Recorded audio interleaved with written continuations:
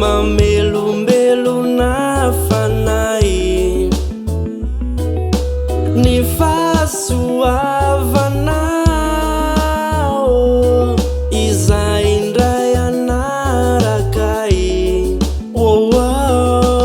isan'andro de mbola mitayay anao ka namandalo ady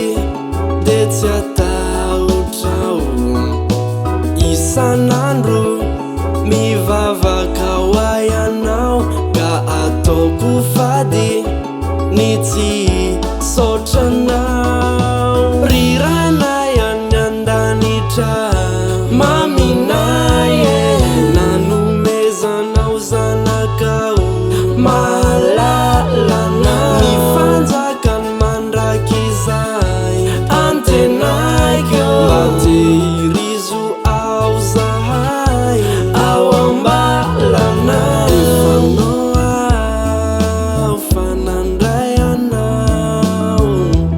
umpamonjy ay Efanao ao zao manantenanao umpitantanay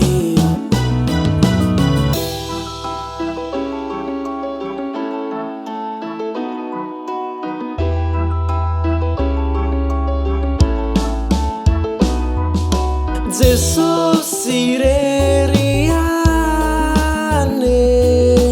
no mavonjy anao hatrany amparantany no